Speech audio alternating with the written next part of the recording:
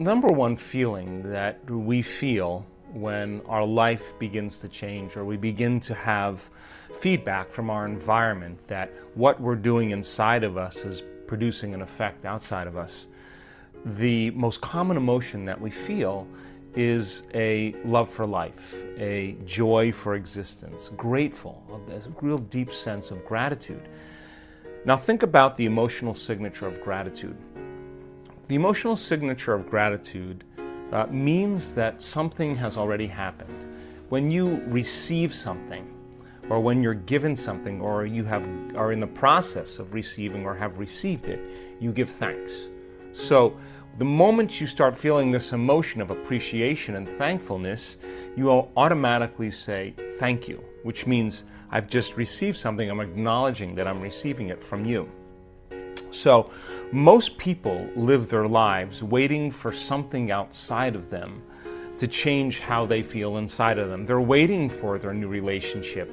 They're waiting for their new job. They're waiting for their new mystical moment to occur before they feel the emotions. So basically, they're spending the majority of their time waiting and not creating, living in lack, living in emptiness, living in fear, waiting for that external event to take away their emptiness or pain. That's the Newtonian model of reality, of cause and effect. Turns out, though, the moment you're feeling that lack, you tend to try harder and force and control and try to predict or manipulate the outer world because you're doing everything you can because you're experiencing a separation or polarity from what you want. You're waiting for it to happen and not creating. So then, two things. When you combine a clear intention with an elevated emotion, a heart-centered emotion, not the emotions of survival that are anger and hostility and aggression and competition or hatred or envy or jealousy or insecurity or fear or anxiety or pain or suffering or guilt or shame. Those are derived from the hormones of stress. An elevated emotion is a heart-centered emotion. And a heart-centered emotion lacks polarity. This is the center of oneness. This is the center of wholeness. This is the union of opposites. This is our connection, our bridge to the quantum field. This is where we connect. So think about it. When you begin to feel a heart-centered emotion, what you're doing is you're falling in love with your life. So your body is your unconscious mind. It does not know the difference between an experience that creates an emotion and an emotion that you're creating by thought alone. Your body is believing it's living in that future reality in the present moment. Now think about this. The latest research on genes says the environment signals the gene. Well, the end product of an experience in the environment is called an emotion. So when you begin to embrace the emotion ahead of the actual experience, you're signaling the gene ahead of the environment. And now you're beginning to instruct and select new genes that make new proteins. And proteins are responsible for the structure and function of your body. So you're literally becoming your dream. You're literally becoming it. So when you feel that emotion, you tend to be less interested in looking around outside of you of how it's going to happen.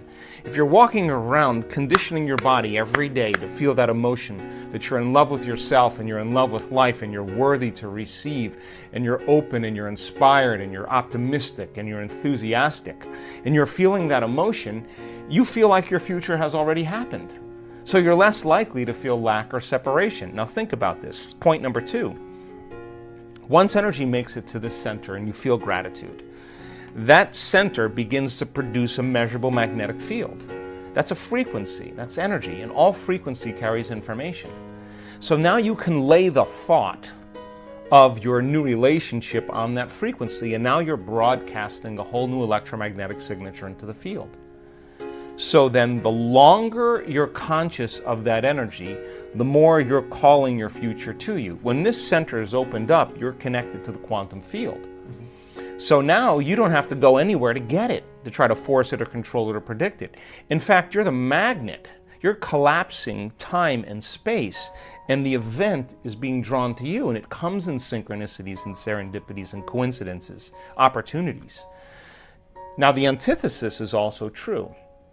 The moment you feel angry because you're in traffic, the moment you judge your coworker because all of a sudden they push an emotional button, the moment you feel sorry for yourself, victimized or self-pity, you're now emitting a different energy. In fact, you're back to the energy of your past and you just disconnected from your future. So then people's dreams stay at arm's length from them. So people ask me all the time, well, how come my new relationship hasn't happened? And I tell them the same thing. Take out a piece of paper and write down everything you want in a new relationship and then become that person. Because the question fundamentally is, would you go out with you? So if the answer is you're starting to love yourself so much that you no longer need another person, or you're no longer in lack, then you magnetize an equal. It just happens as a side effect. And it doesn't happen in ways that you can predict. It happens in different ways. So, the emotions of gratitude, appreciation, thankfulness, a love for life, a joy for existence, worthy to receive, inspired and enthusiastic to be alive, looking forward and in excitement and anticipation to the unknown, staying in that energy without analyzing. That's the energy that allows the unknown to begin to occur. So what you're doing is you're teaching your body emotionally what that future feels like. And when you're in a state of gratitude, you're in the perfect state to receive the fruits of your efforts. One of the things that I've learned in the last 5 years is that so much of our programming, so much of our unconscious mind is rooted in the body. And people store traumas, shocks, crisis, past experiences that are strong emotional charges. They store those in the body because every time we remember the experience, we're producing the same chemistry in the brain and body as if it's happening. So the body actually becomes conditioned into the past. And so the body in its resistance is clinging to the known and the familiar, even though we want our future to begin to change. So if you understand then that you can't think greater than how you feel when you're addicted to certain emotions, or when you've been thinking and feeling in the same cycles and feeling and thinking that you condition your body to become the mind of that emotion, then when feelings become the means of thinking, then for the most part people are thinking in the past. So the body is struggling because it's clinging to the known, because it doesn't trust the unknown. And so some people would rather hold on to their suffering or their pain than take a chance in possibility. There's nothing wrong with that. It's just becoming conscious of the process. And so when people begin to do this work, the first thing we teach them is about that elegant, generous present moment. And when you're truly in the present moment and you're totally focused, something amazing happens. You forget that you have a body. You forget about the people in your life. You forget about the things you own, your cell phone, your computer, your car, your home. You forget about where you're sitting, where you need to be, what place you have to go to, and you forget about time in and of itself. You take your attention off of time. And in that moment, you become pure consciousness. Now that is the elegant, generous present moment. And when you are truly in the present moment, that intelligence that lives within you and all around you is always present. It's always paying attention. And that's the moment there's an alignment between the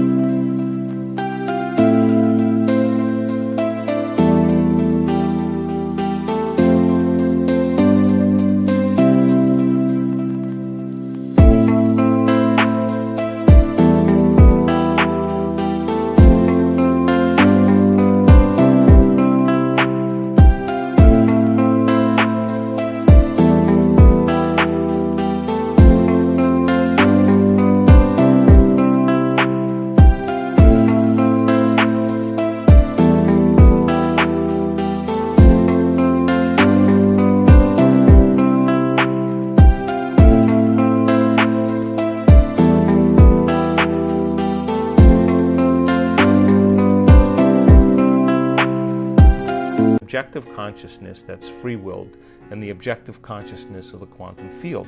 You're looking right in the mirror. So then, in order for us to heal our bodies, we have to get beyond our bodies. In order for us to change some aspect of our identity or personality, we have to literally forget about ourselves. In order for us to change some problem or condition in our life, we have to forget about our present life and forget about the predictable future or the familiar past. And so you can only talk around this concept. But for a person who struggles with creating joy when they feel so much pain, and that they're working on trying to fake it until they make it, my advice is very simple. Work on getting beyond yourself. Now, there have been so many people in this work that have struggled and analyzed and tried to get beyond themselves and then tried to fake it and did all those things until they finally just followed the instructions and became nobody, no one, no thing, no where, and no time. Once you're that pure consciousness, the next question is, as consciousness, can you begin to put your attention on that field? Can you begin to pay attention to it? To begin to become aware of it, to become more aware of it, to experience it, to feel it, to stay connected to it moment after moment after moment. Now, just because you can't see something doesn't mean it doesn't exist. So as your consciousness begins to become aware of the consciousness of the quantum field, and you're experiencing less separation. Remember, separation is three-dimensional reality. My senses fool me into believing you're over there and I'm over here and there's time and space between us. Three-dimensional reality. But as you begin to become pure consciousness, you begin to experience less separation. As you begin to put your attention on that field and stay present with it, that infinite space, and tune into it, and begin to become more aware of greater degrees of oneness and wholeness, the signature of that unified field, that energy that is organizing everything material, is intelligent love. Wow, what a great video! I hope you enjoyed this amazing interview with Dr. Joe Dispenza. We are continuing with our daily practice of completing the inspiring quotes. You need to complete the quote with the words that are missing, and if you can do it first and give us the right answer,